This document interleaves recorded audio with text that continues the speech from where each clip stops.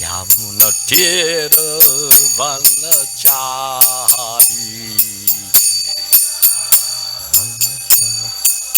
Yamuna Tira Vanachari Hare Krishna, Hare Krishna, Krishna Krishna, Hare Hare, Hare Ramu, Hare Ramu, Ramu Ramu, Hare Hare, Hare Krishna, Hare Krishna.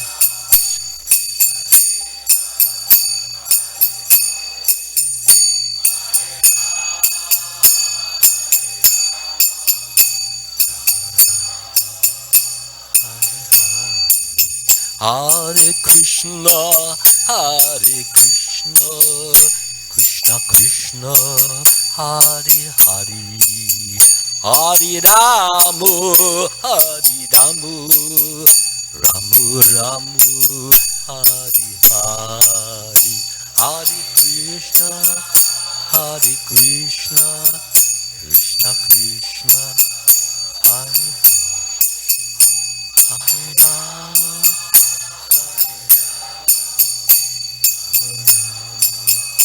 Hare Hare Jaya Prabhupada Jaya Prabhupada Jaya Prabhupada Jaya Prabhupada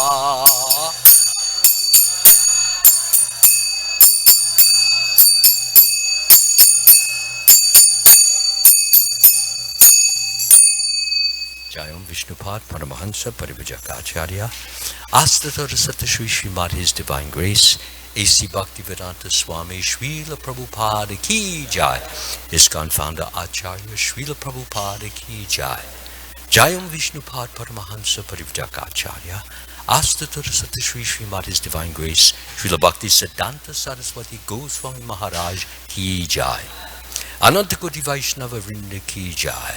All glories to the assembled devotees. All glories to the assembled devotees. All glories to the assembled devotees. And all glories to Shri Shri Guru and Gauranga. Hare Krishna Prasthaya Bhutaneshwari Bhaktivedanta Swami Namaste Saraswati Guru Shesha Sannivadi Bhakti.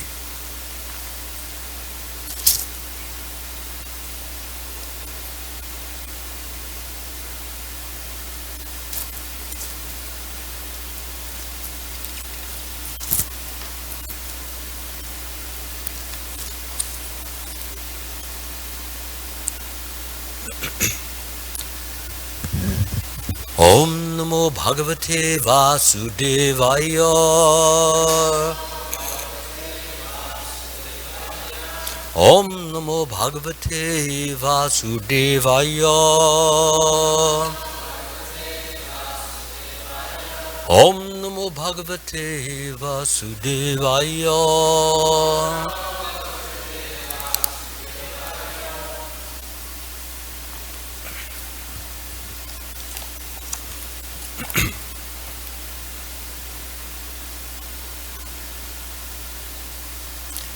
Naithad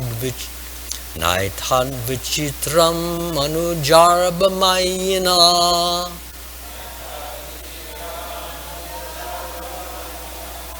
paravaranam paramasya vedasa agopi atsparshana dota pataka Prapatma samyam tvasatham sudorabam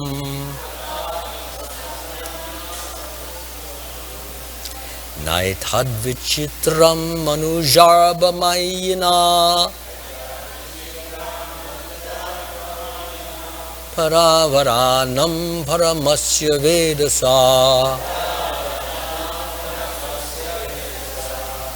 Gopi atsparshana dota pataka Prapatma samyam tvasatham sudurlabam Aitadvitram manujarba mayana Pravaranam paramasya vedasa Agopi atsparshana dauta pataka Prapatma samyam tvasatham sudurlabham. Please chant.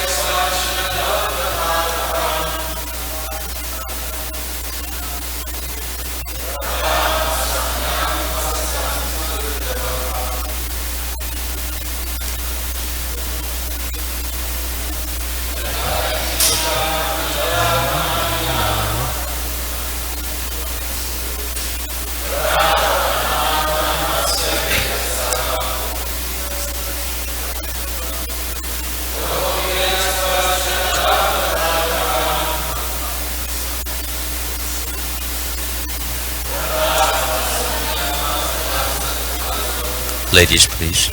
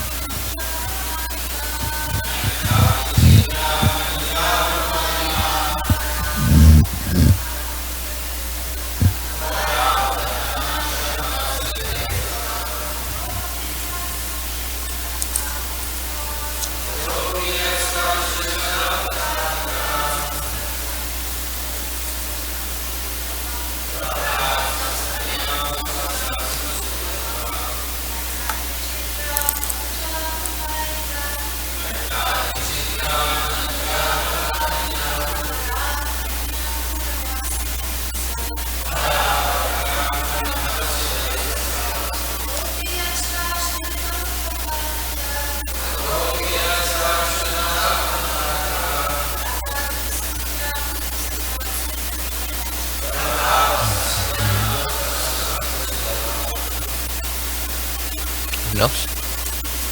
Anyone on this side? Okay. Synonyms. Na, not. Etat, this. Vichitram is wonderful.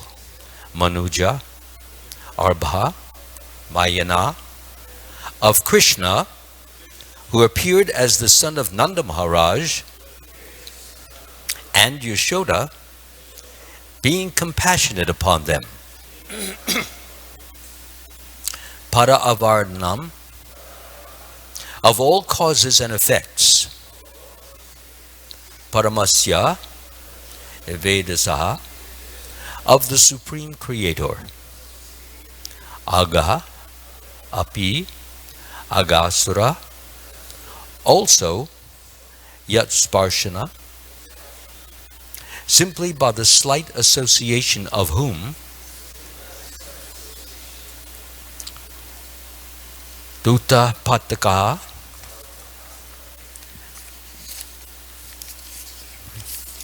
he came from all contamination of material existence.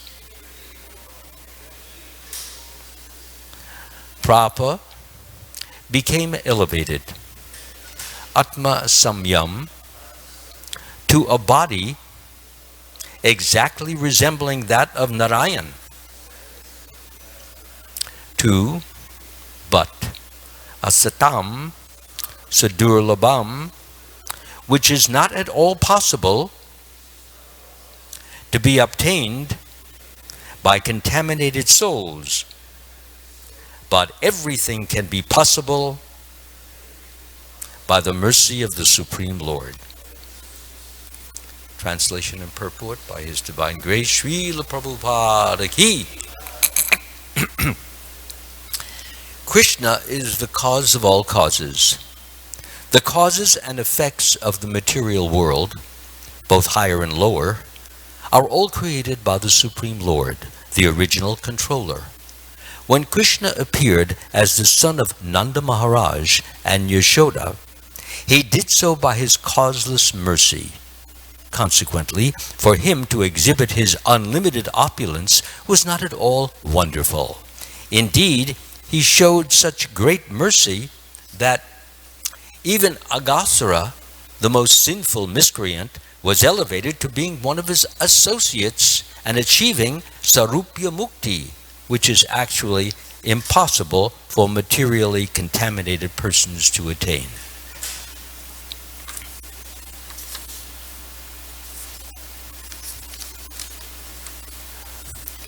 Again, the translation, please repeat. Krishna is the cause of all causes. The causes and effects of the material world, both higher and lower, are all created by the Supreme Lord, the original controller. When Krishna appeared as the son of Nanda Maharaj and Yashoda, he did so by his causeless mercy. Consequently, for him to exhibit his unlimited opulence was not at all wonderful. Indeed, he showed such great mercy that even Aghasura, the most sinful miscreant, was elevated to being one of his associates and achieving Sarupya Mukti, which is actually impossible for materially contaminated persons to attain. Purport by Srila Prabhupada. The word Maya is also used in connection with love. Excuse me. Out of Maya, love, a father has affection for his child. Therefore, the word Mayanaha indicates that Krishna, out of love, appeared as the son of Nanda Maharaj and assumed the form of a human child, Manujabha. Krishna is the cause of all causes. He is the creator of cause and effect, and he is the supreme controller.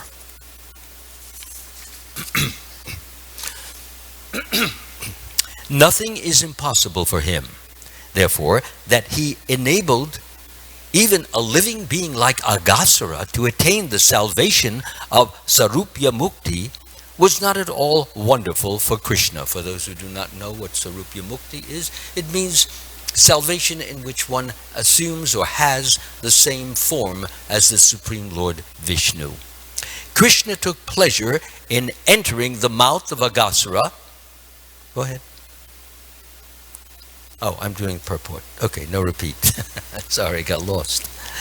Krishna took pleasure in entering the mouth of Aghasura in a sporting spirit along with his associates. Therefore, when Aghasura, by that sporting association, as maintained in the spiritual world, was purified of all contamination, he attained Sarupya Mukti and Vimukti by the grace of Krishna. So Sarupya Mukti I've already explained, and Vimukti means deliverance or or God realization by the grace of Krishna. For Krishna, this was not at all wonderful. Nothing is impossible for him. Therefore, that he enabled even a living being like Aghasura to attain the salvation of, well, I can't see it, and I forgot to put in page 5. So, can somebody read that? I can't see it from here. It's finished? Oh, okay, great. Oma gyana timidandasya gananjana shalakaya chakshur unmilitam yena tasmai shri guruve namaha. I was born in the darkness of ignorance, and my spiritual master opened my eyes with the torchlight of knowledge. I offer my humble obeisances unto his lotus feet.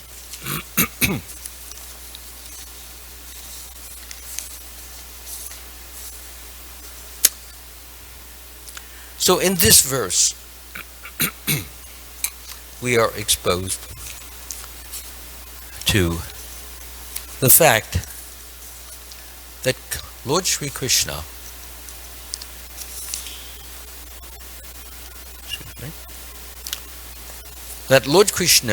is not only the cause of all causes, but that nothing is impossible for him. He is omniscient, all-knowing, omnipresent, present everywhere simultaneously,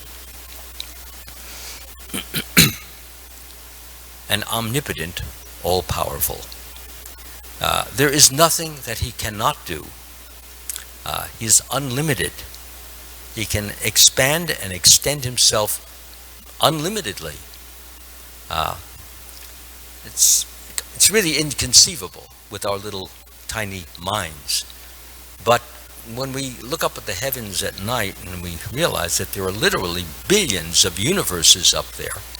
I was just reading about that this morning. Billions, just in the Milky Way itself. That's simply amazing.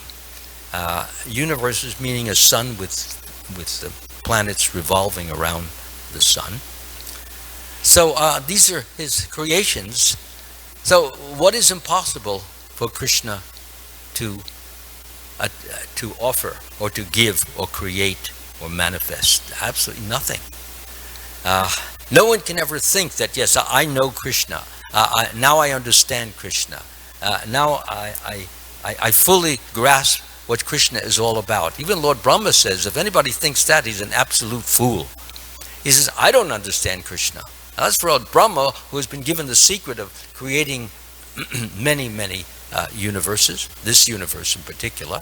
And there are other Brahmas who create others. And the secrets are revealed to Brahma.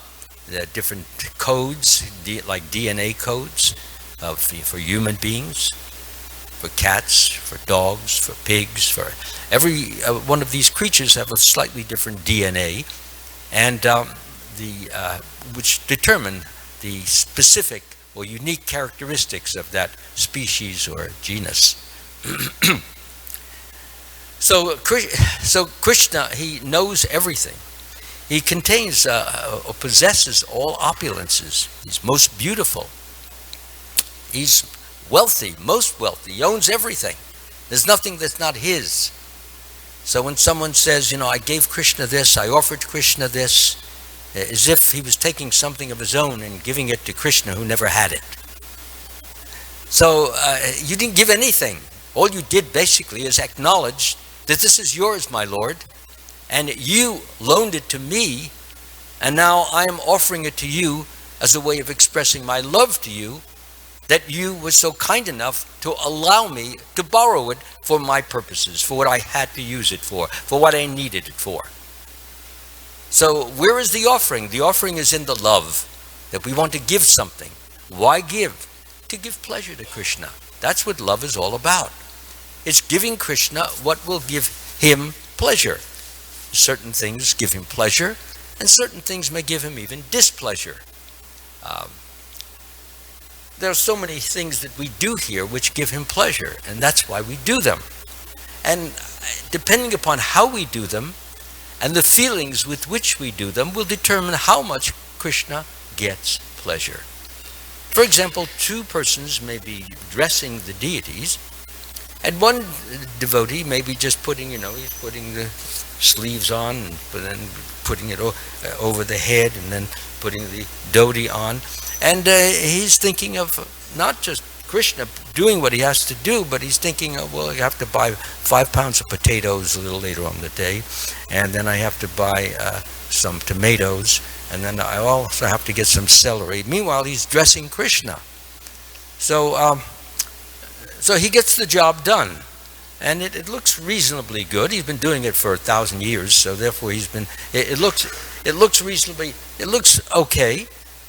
And then another devotee is on the other side of him, and he's doing it with a different mood, with a different feeling, with a different flavor, with a different sentiment.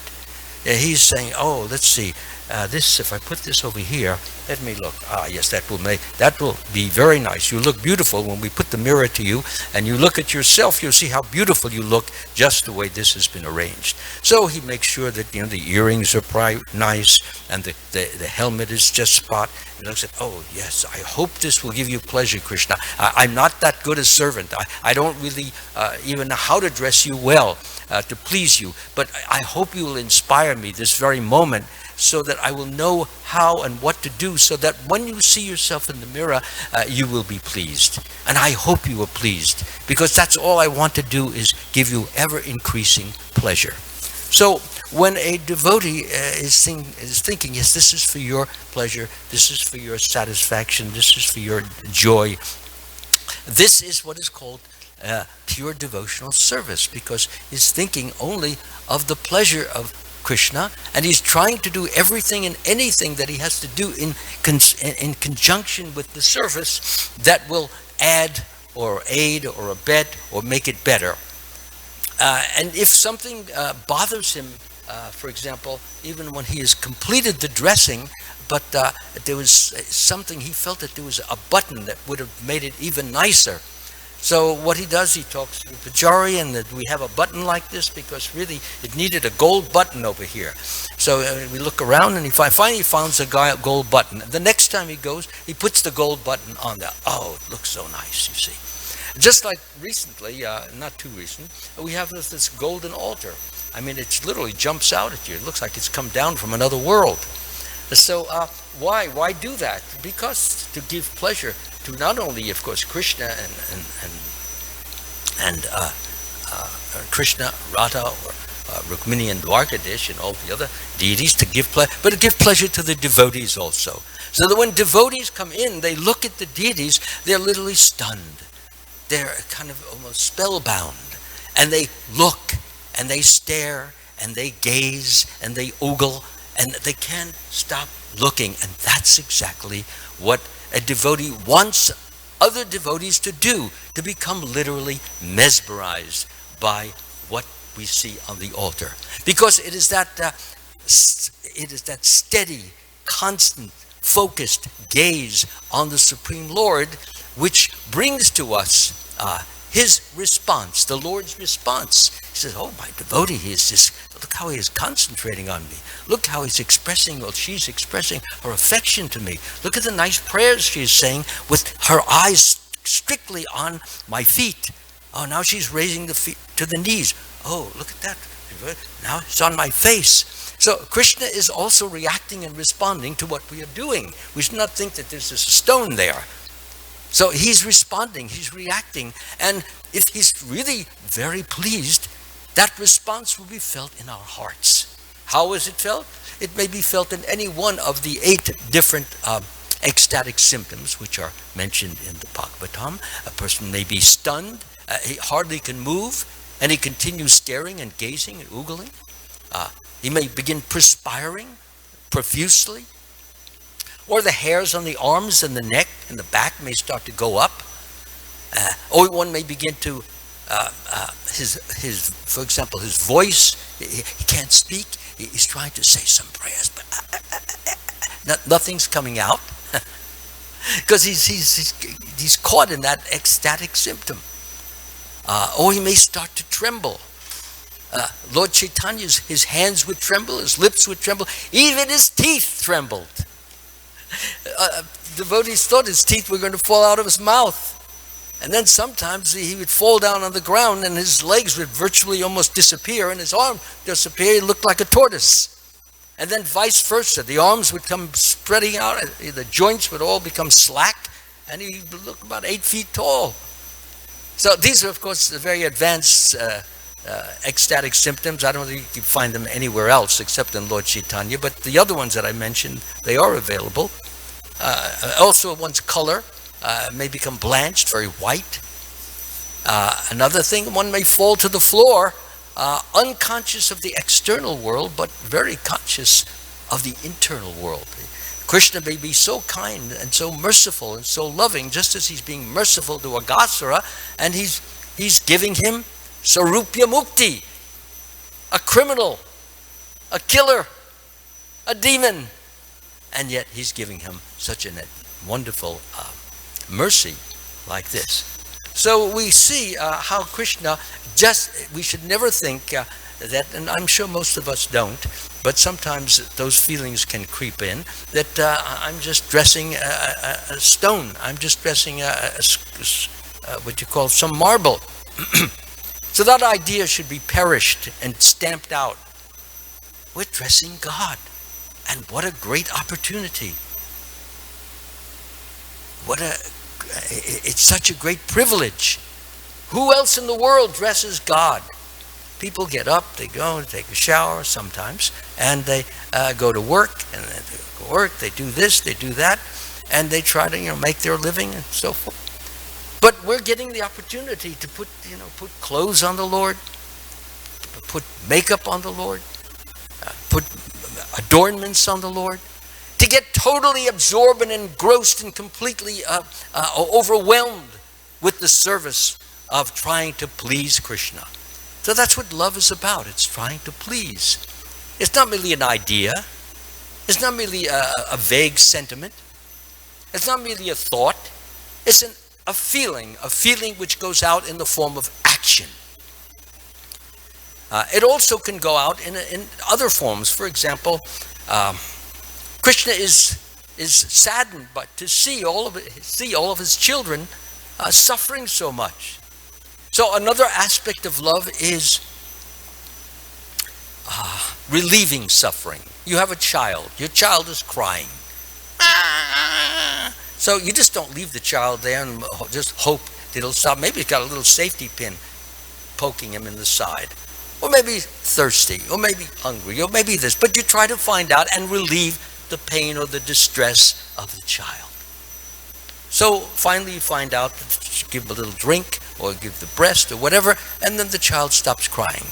Relieving suffering, and then the mother feels, of course, so good, so nice that the child is now sort of casting a nice little smile at her.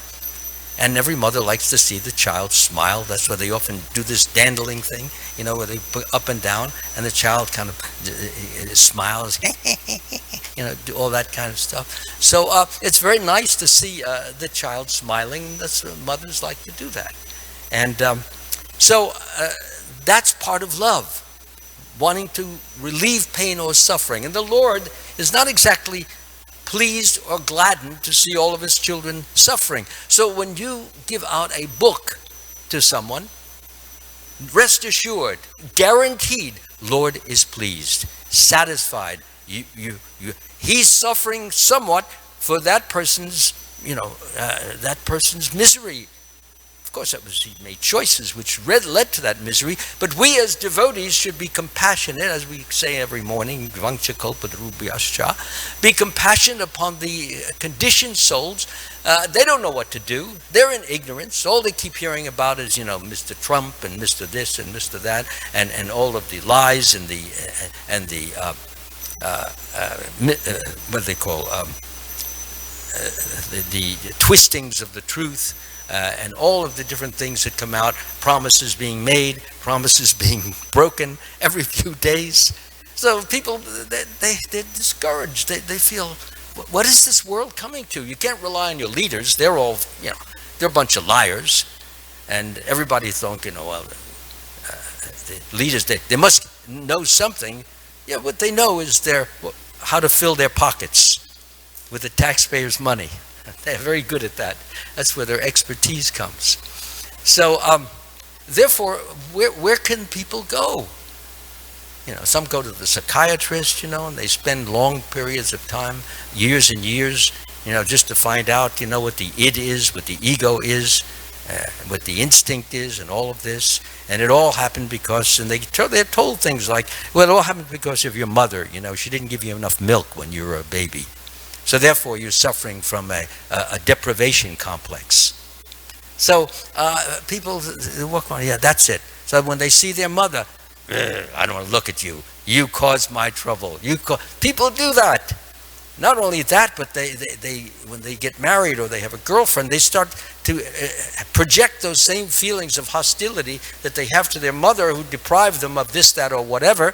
And they think, they project it onto another woman. And what happens is that there are feelings of animosity, hostility, disgust, or any of these type of things. So this means, it means abnormality, which comes from abnormal philosophy, or better yet, really no philosophy, or the philosophy of simply materialism. So the important point is that everyone has the opportunity to relieve Krishna of any distress or any sorrow or any upset that he may have, seeing certain things going on in this world, which we ourselves choose to create or cause. And when we give an opportunity for a person to find out how this can be overcome, what we need to do, who we are, why we're here, what is the true purpose of life? Can one really be always happy? Or is happiness always varying or alternating with pain and suffering? Is that our lot? Is that what we should stand for or bear with for the rest of our life? That I have to be miserable 1 week, 1 day, 1 month, and then I can be happy for 1 week, 1 day, 1 month? Is that what it is? And then as we get older and the pains start in the back and then the shoulders and then the neck and the pains get greater and greater? Do I have that? Is that all I have? Srila Prabhupada had different pains in his body, but he was transcendental to the pains in the sense that he could be thinking of Krishna. And when he thought of Krishna, he felt joyfulness. He felt happiness. He felt peacefulness. He felt a sense of the other world, the transcendental world, which is above and beyond all the pains and pleasures. You may feel them, but they don't affect you, don't disturb you, don't upset you, don't shake you, don't rattle you, because you're not a part of the world which gives rise to those things. So in an advanced soul, that's what happens. So when we come here and we read these wonderful books, we come to realize that there is an end to all this misery.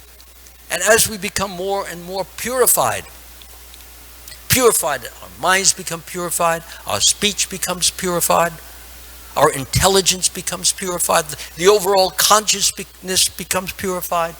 When we become truly purified, or as we say, a pure devotee who wants only to please Krishna, to satisfy Krishna, to increase his pleasure, and to also, as I mentioned a few moments ago, to help people overcome the miseries, the troubles, the difficulties, give them a true understanding of why they're suffering. Why are you suffering? There is a reason for it. And once that reason is obviated or overcome, there is no more suffering.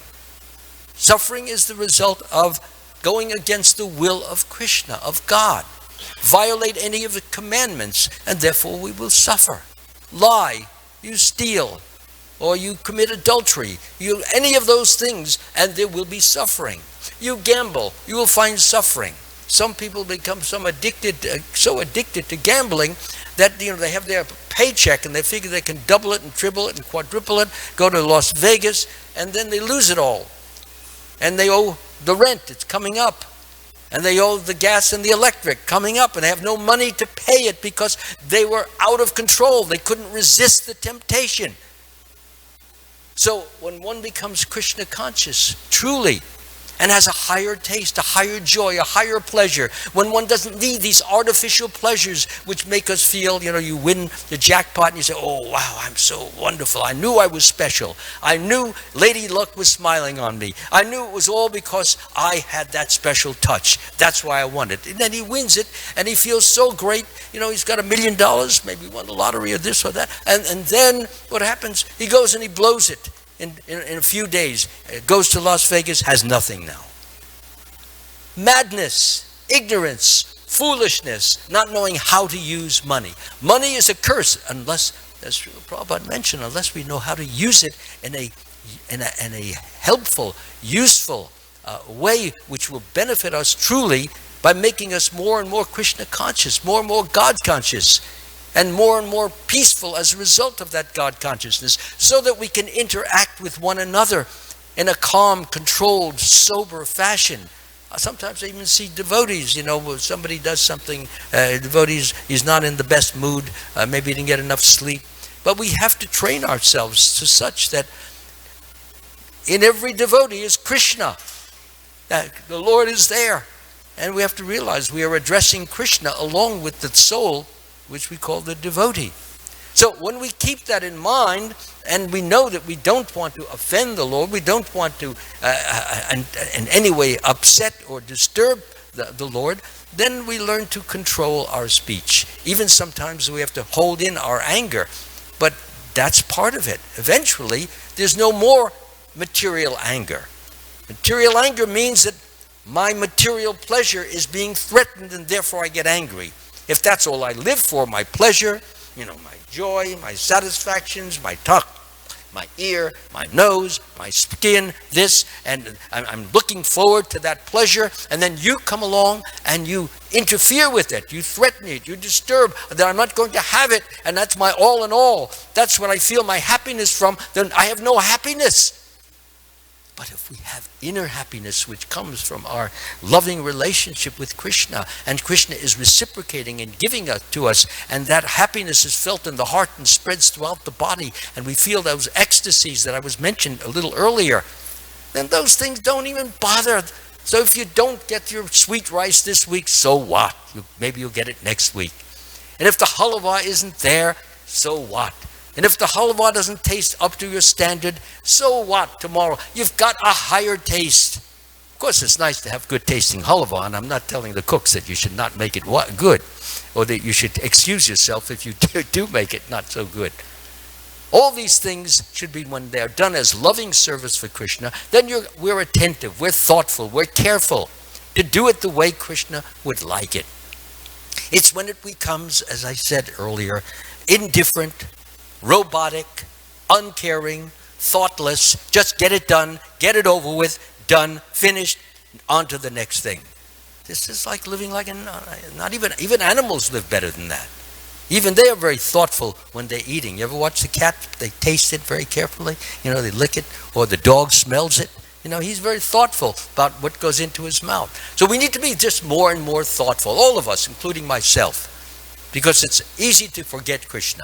Once we remember Krishna, remember that everything we do should be for his pleasure, then we keep in mind the mantra, I turn this water on for you, my Lord. I take this shower to clean the body so that I can present myself properly to you. This is for you, Lord. I walk for you.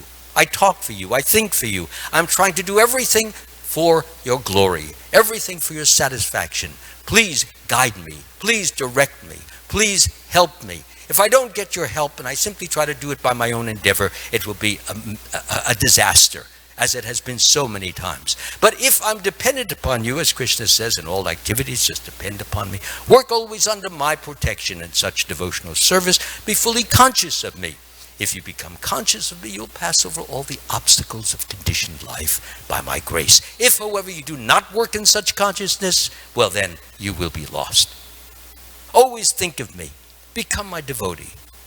Worship me. Offer your homage unto me. Thus you will come to me without fail. I promise you this because you're my very dear friend. So Krishna is making these promises. Therefore, Arjuna, you should always think of me in the form of Krishna at the same time. Perform your prescribed duty of fighting with your activities dedicated to me and your mind and intelligence fixed on me, you will come to me without a doubt.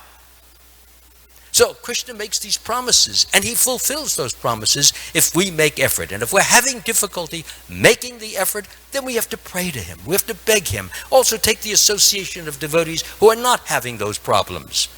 Association, you just have to even stand, listen how they chant, listen how they sing, listen how they give classes. And if we absorb ourselves in these, then what happens is we begin to we absorb those qualities of that particular devotee who has overcome some of the difficulties or troubles or trials we may be going through.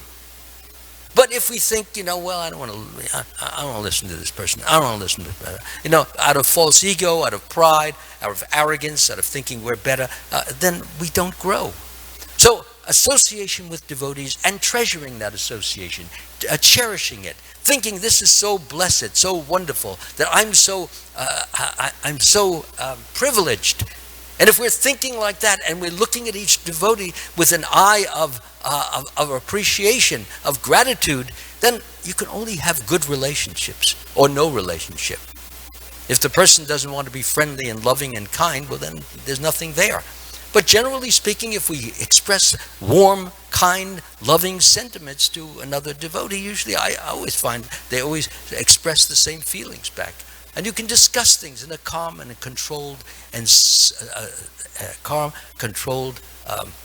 fashion, such a way that things can be accomplished and things can be done.